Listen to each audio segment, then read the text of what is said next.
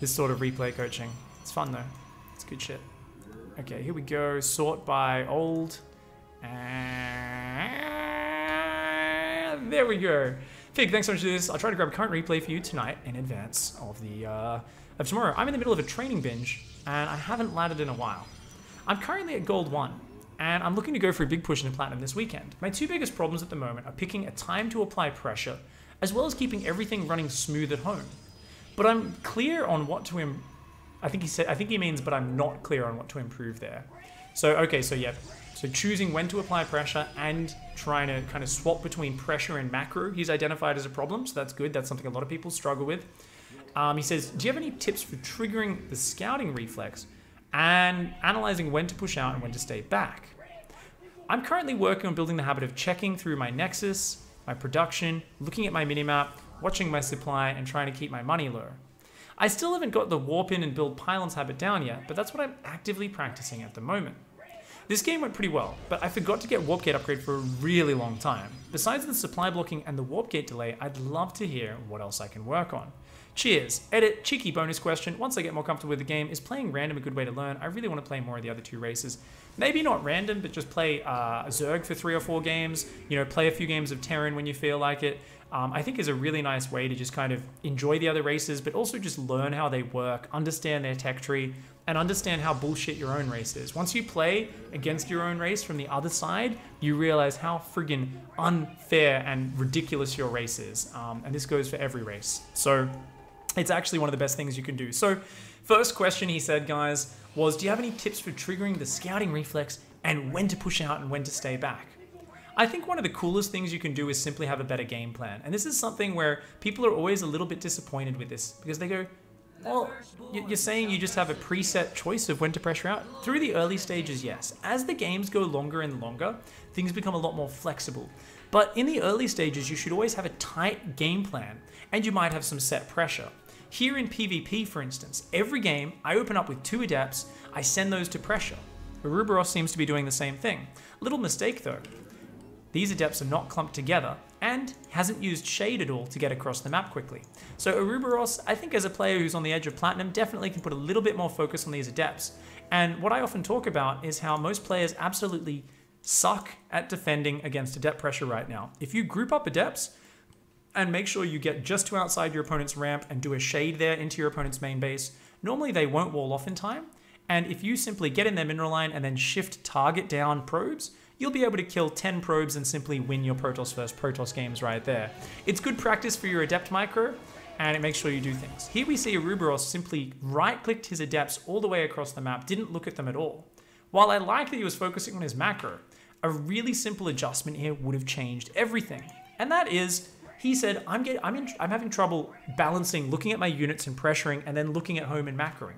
So if we go back a little bit here, I want to tell you guys exactly what he did wrong. And that is, these gateways, I think he rallied them across the map. Let's double check. Pretty sure he did.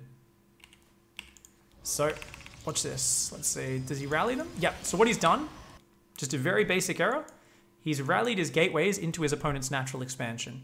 Now, 90% of the time, your opponent's gonna have stalkers or adepts down here and they're gonna kill you. So he's setting himself up for failure here. He has a bad habit of rallying his units into danger.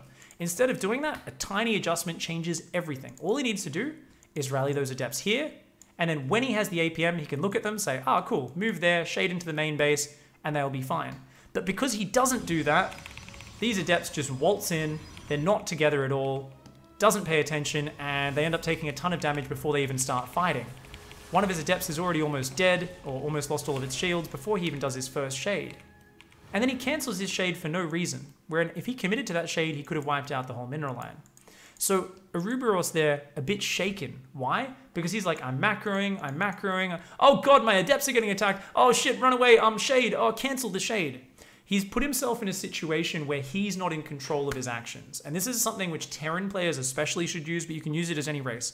Whenever you're about to enter a micro situation, remember to give yourself a bit of time. This is the 10 seconds doesn't friggin' matter. Calm down, chill out rule, okay? People are like, I gotta attack. And they always do these really disorganized attacks where they're not even looking at their units. They just A, move across the map or move across the map. The rule is, instead of doing that, send your units to just outside your opponent's territory, and when you've got the APM, when you're done macroing and doing all that other stuff, even if your units sit there idle for 10 or 15 seconds, it doesn't matter. What's more important than that 10 or 15 seconds is you actually paying attention to your units at the right time. And if you do that, you kind of go, oh, they've been sitting there for a while. Let's look back at my units. Okay, let's shade in. Let's do some damage. You have about 15 to 20 seconds of focused micro, and then you go back to macroing. And that gives you a clear distinction of I'm building things, I'm spending money, and then I'm micromanaging my units. And because you seamlessly swap between the two, it's like do one for 20 seconds, do the other one for 20 seconds. And that's what allows you to really evolve your play. So a lot of players have that issue where they can't do that smoothly because they're kind of sending their units into their death. They're sending their units into bad positions as much as possible. So instead, give yourself a little bit more time. Let yourself look at your micro when you've got the APM to do it, and you might actually kick some butt. So Lukey Bo, thank you very much for watching from the UK. Appreciate you hanging out, and that's awesome. Our other servers, less cheesy, says Thomas Sal. Playing Zerg at Masters Time in NA is Zerg all-in tower defense.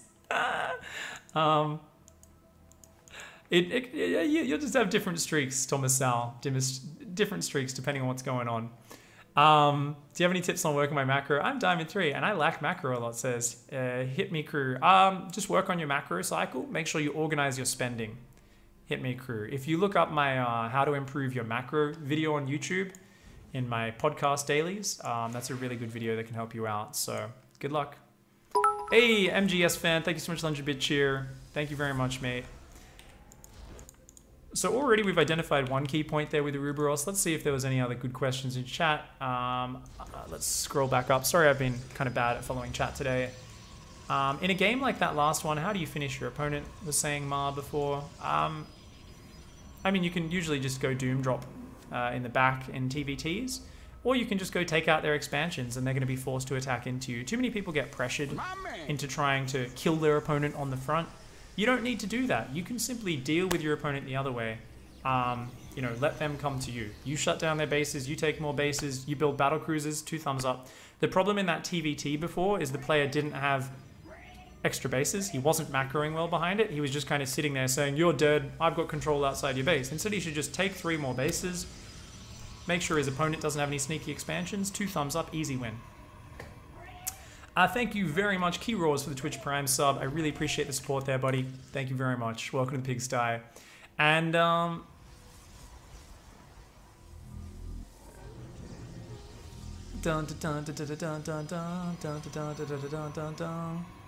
do you have any good links or texts or videos about timings? When do you build anti-air against Terran or prepare for common aggressive attacks, says NS Lucas?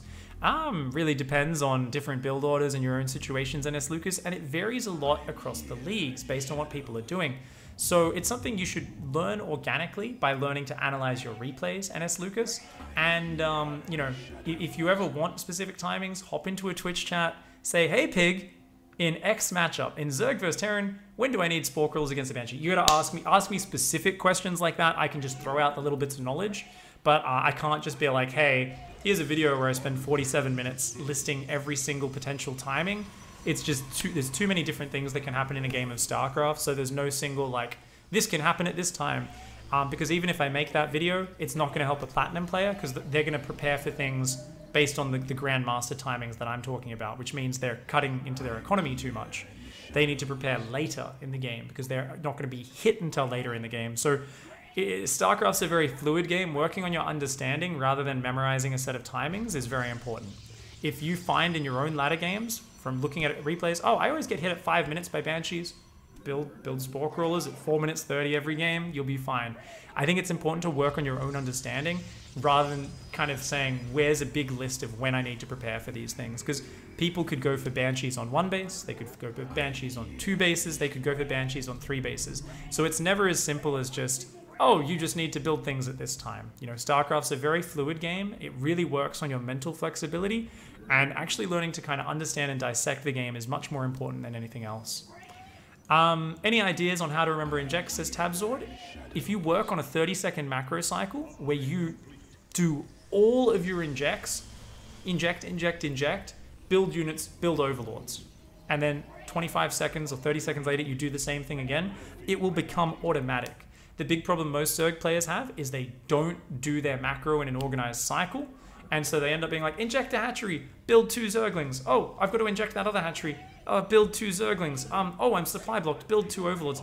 And because it's disorganized, it takes them about 3 or 4 times as long just to build units. And they end up never having any spare actions or brain power to do anything else. And it actually becomes a stressful game if you don't organize your actions. If you organize your actions, StarCraft's awesome because you start to do things kind of without even thinking. You form habits. You're like, hey, this is how I build my units. I get it done nice and efficiently. It's muscle memory.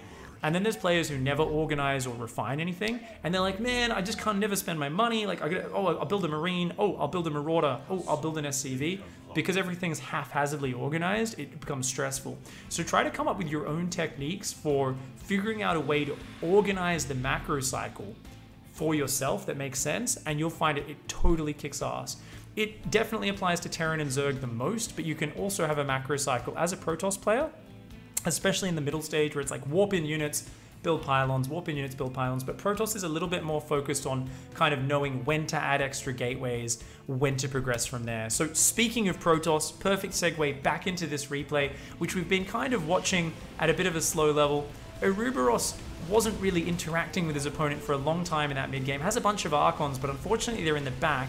Finally, the splash damage going down on these Void Rays. Looks like Ouroboros will end up winning this game. But definitely not a perfect replay and one we can learn a bit from. So let's go back and let's fast forward through. We'll try and find 1 or 2 key points here in the rest of this game. So like I said, the Adepts was really big. He could have just won the game by shading those Adepts into that main mineral line. Would have been the easiest win of his life because he would have killed like 6 or 7 probes and just been way ahead in economy. Now, in terms of build order behind that, he's got like a Stalker, he's gone a Robo, he's seen there's a Natural, he's going for a Twilight. This is all pretty solid stuff. He's chrono boosting probes. I'm pretty happy with Ouroboros' general build order. Yeah, like one problem here is, okay, these Adepts just didn't try to do anything, so could definitely, if you keep your Adepts alive, you know, shade in and kill some stuff. Try and do that would be great. It's building Immortals, extra gateways, and then going for Blink.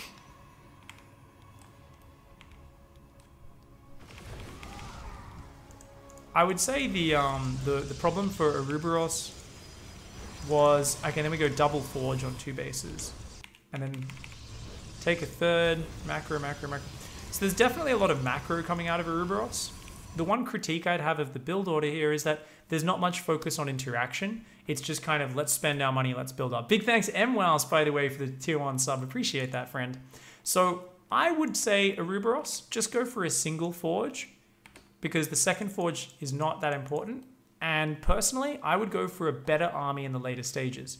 This is a really big problem Protoss players have, where they just stay on these basic tier units for too long. Protoss, I would see in 2 distinct stages. Your kind of Stalkers, your Adepts, these are early to mid-game units, but they fall off very hard as the battles get bigger and bigger and bigger. As splash damage comes in, as charge lots come in, which are a cheaper, more effective unit in large battles, these units just don't pay for themselves. So if you're going to commit to a ton of Blink Stalkers, you should look to be aggressive with those Blink Stalkers. If you're going to commit to a ton of Adepts, you want to commit to aggression with those Adepts. It doesn't need to be like a super fast all-in. It could be a big, you could saturate your 2 bases, get a few probes on your 3rd, and then go with a big attack. But you've got to do something to interact with your opponent and try to trade those units off as effectively as possible. Because he just keeps massing Stalkers, if his opponent simply went for Charge Lots and Immortals, he would have been destroyed, because Charge Lots are just way better cost for cost than Stalkers as the fights get bigger and bigger. And Blink Stalkers are a very fancy micro. Also, double upgrades only really help Charge Lot armies a lot. They don't really help your other armies that much, because armor upgrades are best on Charge Lots, because they've got a ton of life and only a small amount of shields. I have something sad to share, but it's very important. There are some issues that we can't be silent about. This is going to be good. Imagine Angel by Sarah McLachlan playing. Every 3 minutes, that's 180 seconds, a cute kitten dies. Who kills them all? Electro. Fuck the mods. I don't even know what that was, but I'm going to say a big thanks to Covey for the, once again, weird donation message with the $5. Really appreciate that, my friend. And this is the point we get to where I think Ouroboros needs to be more confident with the game plan. So one piece of advice, guys, would be I would really have loved to see Ouroboros do some sort of harassment. Now, that could have been get 2 Immortals in a Warp Prism, go drop a Mineral Line. It could just be shade some Adepts in a few times. It could be send an Observer across the map and at least scout what's going on. So Ouroboros, I already talked about your Adepts early and being good with them. Number 2 piece of advice is either scout your opponent or do at least a little bit of pressure just to keep check of what's going on. Because I'm pretty sure Ouroboros had no idea he was going up against Mass Void Ray and just kind of luckily made Archons in time and had more units. But could have easily gotten destroyed here, guys. Easily. So do a bit more pressure. And number 2, be more decisive. Now, this attack here is not a well-planned timing attack. Because, like I said, if you want to commit to Stalkers, you want to do that big attack and you want to hit hard. Now, why am I not calling this a big, hard Blink Stalker attack? It's because he's not committing to it. What do you mean, Pig? 3 bases fully saturated on workers. That's a huge economy, guys. That's massive. Double upgrades, and as I said, the double forge doesn't really help Blink Stalkers that much. But then also going into Charge and a Templar Archives behind the push, but haven't really started committing to large numbers of Archons right now. So what I would have loved to see is Ouroboros say, I'm going to push a bit earlier. Maybe without even taking the gases on the 3rd, or maybe only having a handful of probes here. I'm going to do a big, decisive Blink Stalker Immortal push and try to kill you before you can get up Charge Lots and Archons and all these sort of good later game units. So Ouroboros, I think, push harder and faster, or build less Stalkers. Swap into Charge and Archons earlier, and have a more Charge Lot Archon focused attack. One of those is just a better composition for PvP. So either push harder, faster with Blink Stalkers, or wait for the better composition a little bit later. Beyond that, a really common mistake Protoss players make is they move out across the map. And this is something you always want to do, guys. Like, there's a few things he does really well. Ouroboros is like, you know what? It's time to push. Let's go. I'm going to make Archons there. I've got a Warp Prism ready. Let's friggin' do this. Yeah. And this is where this problem happens amongst every Protoss player. And I do it as well. And you know what I do every time this happens, guys? Well, first of all, what is it that happens? Gets to the other side of the map, warps in a few units and says, oh, shit, I'm supply blocked. And I haven't even started pylons. Oh, god damn it. So what do I do every time this happens, guys? I like take a deep breath because there's foam, there's like fucking hot air coming out of my nostrils. My ears are steaming. And I'm like, I just lost a game again because I didn't build pylons.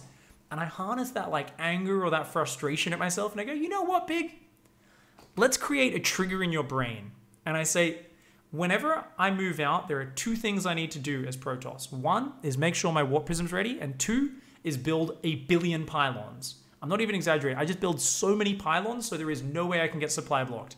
And then as I set up, I do a warp in or 2 and I just kill them and it's smooth because I'm spending my money, I'm reinforcing into the fight and it's beautiful. But if you don't create that trigger in your brain, you're just going to keep making the same mistake over and over again. And this is a lot of how solving problems in StarCraft happens. You identify a problem and you say, okay, let's go back a minute to beforehand. How do I solve that problem? Okay, whenever I'm thinking I'm going to be pushing soon with Blink Stalker Immortal and I'm envisioning my plan, it should set off a trigger in my brain that says, Chrono Booster Warp Prism, build about 6 pylons in my base. And if you can do that, you're actually going to find you stop this mistake happening. So instead of being like, oh god, I'm supply blocked, let's start building pylons. Yeah, you want to be building a ton of pylons at this stage. And once again, he got a little bit supply blocked, but more pylons are finishing. Luckily, Ouroboros was able to win here, but definitely having a bit more scouting and a little bit more of an organized focus with the composition would have been really nice. But GG, well played nonetheless. And I gotta say, Ouroboros here, pretty good macro for gold 1, guys. Like, pretty damn good spending, but I think also could die to a lot of things. There's no detection, there's no cannons in the bases, hasn't done any scouting or harassment. So what if DTs in him? Would have died. What if random oracles flew into each mineral line and just killed all of his probes? Like, there's so many silly things which he could die to. So just by doing that Warp Prism drop, or doing some adept pressure, or sending an observer around your opponent's base, that would make Ouroboros' play so much more solid. So good work on the spending, needs to work on kind of being a little bit more focused with the game plan, and the scouting and reacting and all that sort of stuff. So GG's, well played Ouroboros. Thank you for the submission there. Guys, it's time to draw. Exclamation